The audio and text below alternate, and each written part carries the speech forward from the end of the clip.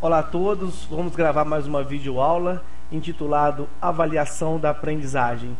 Eu sou o Juarez Moreira. Bom, eu apresento para vocês um sumário desse nosso trabalho, né?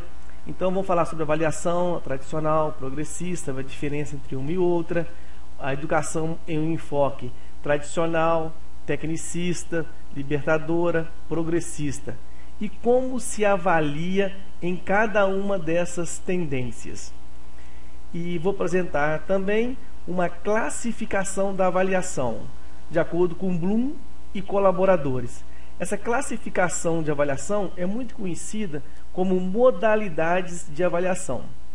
Este conteúdo ele vai estar na disciplina Formação em Prática Docente, na aula 5, página 5, com a citação de Santos, né?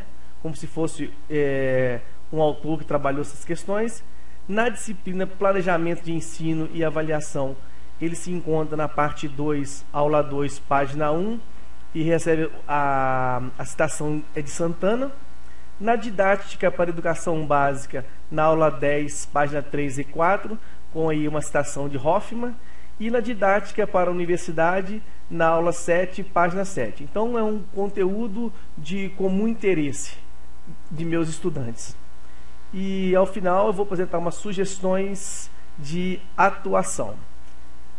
Bom, então, como sempre, eu trago para vocês uma motivação, né? O que impede uma barreira, uma comunicação eficaz?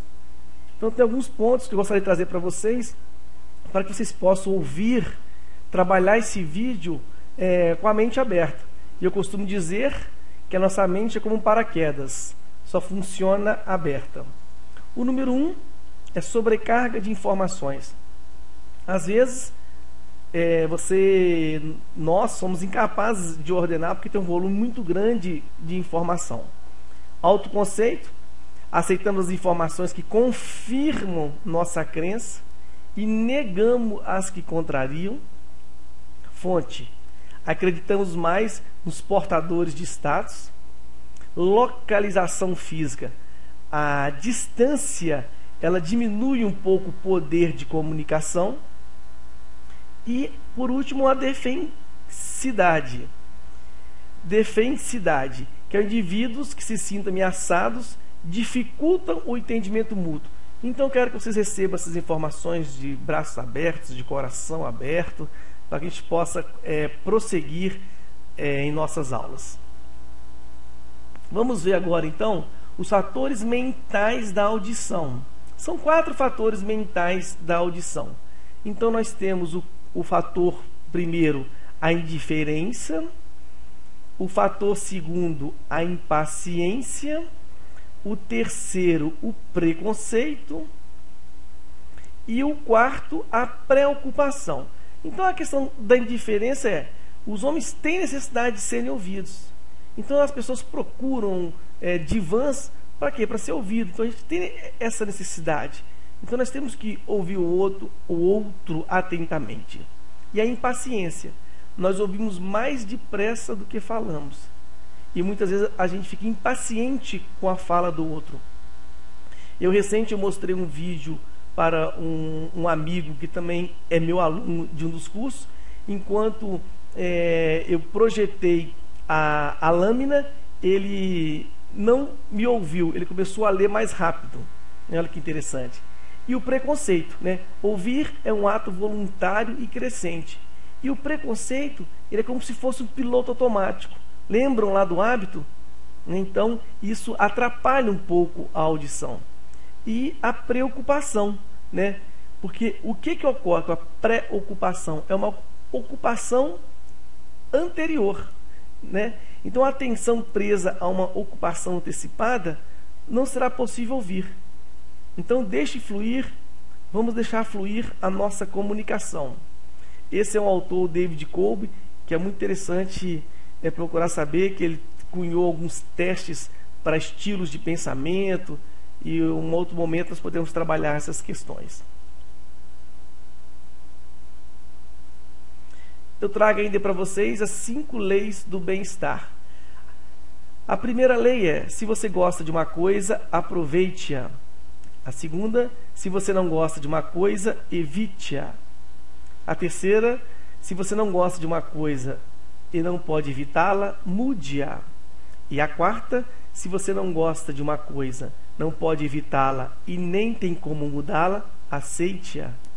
E a quinta, para aceitar uma coisa que não gosta, mude seu ponto de vista sobre ela. Daí eu te pergunto, em relação à avaliação e aprendizagem, qual desses pontos, 5 pontos, você tem que trabalhar para se sentir bem durante esse processo? Vamos seguir.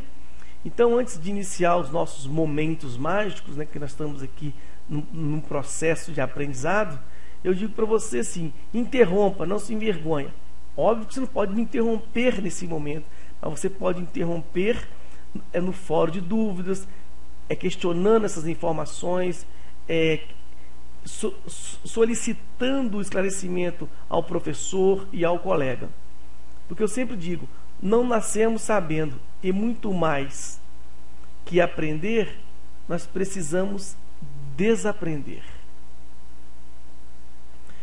E eu trago essa imagem aí refrescante, né? E para dizer para vocês o seguinte, seja objetivo e procure melhorar continuamente. A palavrinha japonesa Kaizen, que significa melhora contínua. Hoje melhor que ontem e pior do que amanhã. Tudo que você faz, procure melhorar sempre tudo que você faz. Estabeleça metas alcançáveis. Por quê? Porque é preciso subir degrau por degrau, ciente do que você quer e de suas limitações. A felicidade é possível. Bom, então a questão da avaliação. Tem muita gente que é resistente contra a avaliação, para fazer a avaliação. Eu costumo dizer que as pessoas gostam de cozinhar, mas não gostam de lavar prato, né? Então a avaliação seria o lavar prato. Mas é importante a avaliação. Eu sou favorável à cultura da avaliação. Por quê? Porque se você não avalia e mede resultados, não há como distinguir entre o sucesso e fracasso. Se você não pode ver o sucesso, você não pode recompensá-lo. Se você não pode recompensar o sucesso, você está recompensando o fracasso. Se você não pode ver o sucesso, você não pode aprender com ele. Se você não pode reconhecer o fracasso, não pode corrigi-lo. Se você pode mostrar resultados, você ganha apoio público com isso. Então vamos ver aqui a questão da avaliação, uma diferença entre tradicional e progressista. Então a avaliação numa visão tradicional, ela é uma ação individual e competitiva, tem uma concepção classificatória, apresenta um fim em si mesma, tem uma postura disciplinadora e diretiva do professor, privilégio à memorização, pressupõe a dependência do aluno. Já uma visão progressista, ela é uma ação coletiva e consensual, uma concepção investigativa e reflexiva, atua como mecanismo de diagnóstico da situação, uma postura cooperativa entre professor e aluno, privilégio à compreensão, incentiva a conquista da autonomia do aluno, protagonismo do aluno. Aqui eu trago para vocês uma relação entre um e outro para que vocês possam fazer essa comparação.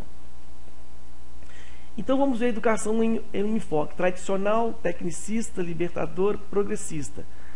Eu espero que vocês entendam um pouco do que cada uma corrente dessa enfatiza. Senão podemos trabalhar melhor esses tópicos no fórum, né? Então, como se avalia em cada uma dessas tendências, né? No enfoque tradicional, como se avalia? Utilização de verificações de curto prazo e de prazo mais longo. O que significa dizer isso, professor? O professor, por exemplo, está dando aula e faz uma questão a alguém. O aluno responde, ele pergunta a outra coisa, vai respondendo. Então essa é uma avaliação de curto prazo. Mas normalmente não acontece assim. Ele pergunta uma coisa a um aluno, não dá tempo do aluno metabolizar aquela informação para responder e fala, você não sabe, eu passo para outro. porque ele quer na ponta da língua, ele quer uma resposta rápida. E a avaliação de longo prazo é a prova. Aí, por meio do resultado, ele vai dar o reforço negativo ou positivo. O negativo é punição, nota baixa. Para que numa educação tradicional, o que ocorre? O professor está em cima e o aluno está embaixo. Não há um diálogo, não há uma via de mão dupla. Há um monólogo, há um direcionamento. O professor é o sabe-tudo, é o detentor do conhecimento, né? É porque ele acredita que ensinar ele acredita na origem latina da palavra, né, que vem de ensino, que é insignos, que é imprimir um sinal, um signo, e o aluno, a própria semântica da palavra é a negação e lumen, luz, então é um ser sem luz, então ele precisa clarear essa mente. No enfoque tecnicista, como se avalia? Avaliação de comportamentos observáveis e mensuráveis, controle de comportamento face a objetivos pré-estabelecidos. Enquanto na educação tradicional o professor está em cima e o aluno embaixo, na educação tecnicista, muitas vezes, professor e aluno eles ficam no mesmo nível, no mesmo plano. O que está acima deles é o manual. O professor fica refém de um manual. Muitas vezes o aluno questiona o professor e ele diz: como você ousa a discordar do livro? Vocês já passaram por essa situação? Seguindo, então no enfoque da pedagogia libertadora, que é a pedagogia do Paulo Freire, né, do falecido Paulo Freire, e como que se avalia nela? Uma verificação direta da aprendizagem é desnecessária. A avaliação da prática vivenciada entre educando e educador, que é a mais importante. Se preconiza a autoavaliação em termos de compromisso assumido com a prática social. Observa que ela é mais voltada para processo do que para próprio produto, próprio resultado. No enfoque progressista, como se avalia? A avaliação é realizada a qualquer momento, pois sua preocupação é diagnosticar falha, observação do desempenho, valorização de outros instrumentos que não aprovam. Então, a gente começa a ver que é uma avaliação diferenciada, que usa outros instrumentos, e ela objetiva diagnosticar falha para corrigir rotas. Vamos seguir. E aqui eu coloco então todas elas juntas para que você possa ter uma noção do todo. Agora, então vamos para outro tópico, né, que é a classificação da avaliação de acordo com Bloom e colaboradores, que é mais conhecida como modalidades de avaliação. É interessante que eu sempre trago para vocês a foto do autor, né, um pouco do autor, porque senão a gente fica só ouvindo e lendo outros autores que citam o autor-fonte e as coisas vão se perdendo ao longo do caminho. Então está aí o Benjamin Bloom, que ele é autor conhecido como a taxonomia dos objetivos educacionais ou taxonomia de Bloom, né, que é uma ordem hierárquica. O Bloom sempre preconizou se avançar do fácil para o difícil, do simples para o complexo, do menor para o maior, né? Então é muito interessante que a partir da década de 60, quando se falava em avaliação, e até hoje ainda se usa essas taxonomias dos objetivos educacionais. Vamos seguir. Aí estão todas elas, né? A formativa, a somativa, a diagnóstica. Vocês concentrem nessa leitura, não vou ler para vocês. Vocês leem atentamente para que possa ter uma melhor compreensão das informações que vão seguir. Então, vocês podem observar que a avaliação diagnóstica e a avaliação formativa, ela é mais voltada para o processo, enquanto a avaliação somativa, ela é mais voltada para o resultado, apesar de ter um pouco de processo envolvido. Então, o propósito da avaliação. A avaliação diagnóstica, qual é o propósito dela? Né? Determinar a presença ou ausência de habilidades e ou pré-requisitos, e identificar as causas de repetidas dificuldades da aprendizagem. Trocando em miúdos, é conhecer o aluno, conhecer o nosso destinatário, com quem eu vou trabalhar. Eu preciso diagnosticar a situação que ele se encontra para começar, para a partir daí poder ancorar as novas informações, para que eu possa dar uma aprendizagem até significativa, né, de acordo com o Ausubel. E a formativa é informar professor e aluno sobre o rendimento da aprendizagem, localizar as deficiências na organização do ensino de modo a possibilitar reformulações. Trocando em miúdo, corrigir rumos, corrigir rota. A classificatória, o nome já diz, classificar os alunos ao fim de um semestre, ano ou curso, segundo níveis de aproveitamento. Selecionar, reter, promover, reenturmar. Esse é o objetivo, né, o propósito da avaliação classificatória. Vamos seguir. O objeto de medida da avaliação, a diagnóstica, comportamento cognitivo e psicomotor, a formativa, comportamento cognitivo, afetivo e psicomotor, na diagnóstica, comportamento cognitivo e psicomotor somente. Na formativa, a gente já observa que é a inclusão do afetivo. E na classificatória, geralmente comportamento cognitivo. Às vezes comportamento psicomotor e ocasionalmente comportamento afetivo. Vamos seguir adiante, né? Qual é a época da avaliação? A diagnóstica, no início de um semestre, ano letivo ou curso, durante o ensino, quando o aluno evidencia incapacidade em seu desempenho escolar. Na formativa, durante o ensino, no final de uma unidade, no final de um módulo. E a classificatória? Ao final de um semestre, ano letivo ou curso. Interessante, né, essas informações. Eu estou procurando ser bem didático para que você possa ter contato com essas várias compreensões sobre a avaliação. Vamos seguir. Natureza da informação. Na diagnóstica, é a base, né? Domínio de pré-requisitos, conhecimento sobre o curso, gostos e preferências. Na formativa, produto, né? E um pouco de processo. No produto que o aluno aprendeu, em algum processo realizado. E em relação ao processo, inferências sobre capacidades que o aluno adquiriu. E a classificatória, em relação ao produto, o que um aluno aprendeu. Em relação ao processo, inferências sobre capacidades que o aluno adquiriu. Ações do professor durante cada uma dessas avaliações. Desculpa, vamos lá.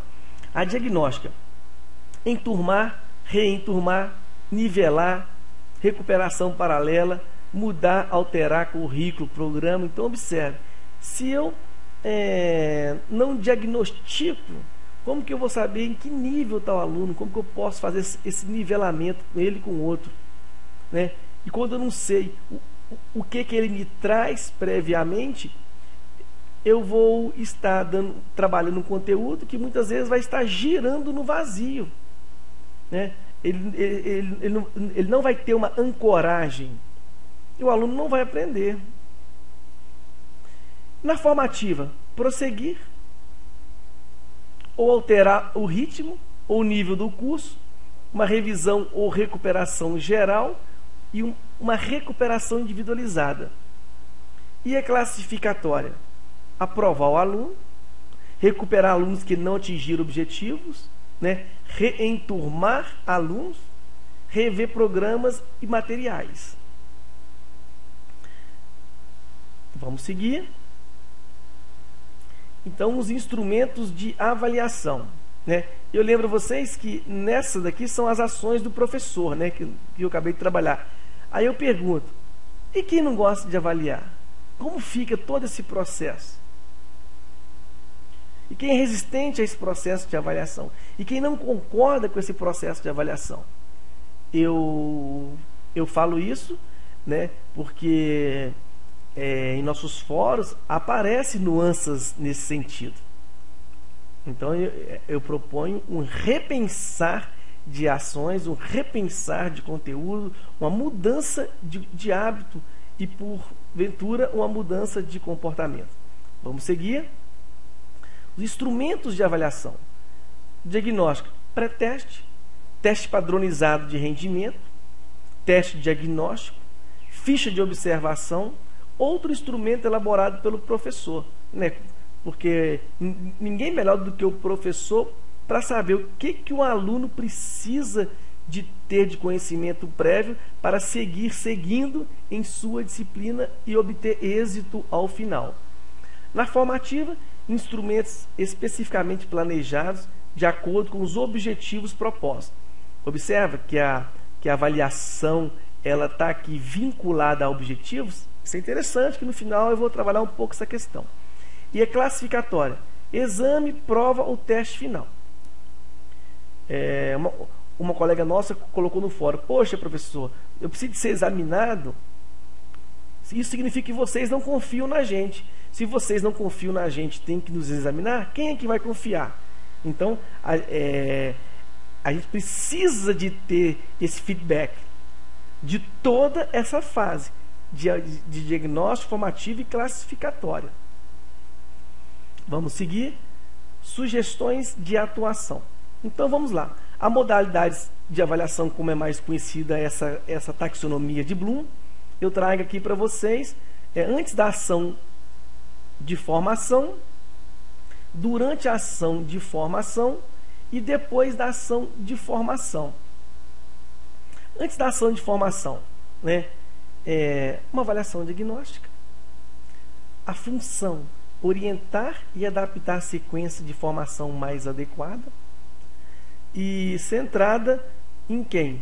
No aluno, como forma de identificar suas características. Observe que eu trago nesse quadro quase que um resumo do que eu falei anterior. Então, antes da ação de formação, é avaliação, função e centrada. Vamos seguir esse mesmo critério durante a ação de formação. A avaliação, então, é formativa, durante a ação. A função, pedagógica, regular e facilitar a aprendizagem. E centrada nos processos e nas atividades de produção. E depois da ação de formação, ela é uma avaliação somativa. Ela tem função de quê?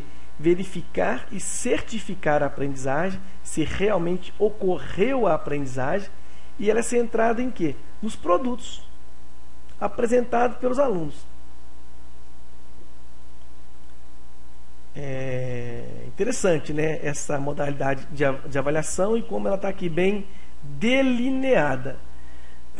Vamos lá. Esse quadro ele parece ser um pouco desconexo, né? Eu pendurei aqui na aprendizagem os objetivos, o conteúdo e a avaliação, porque na verdade nós avaliamos para aprender. A gente trabalha a avaliação para verificar a aprendizagem. Então, avaliar para aprender o que, por que avaliar, como avaliar, quando avaliar, quem avaliar.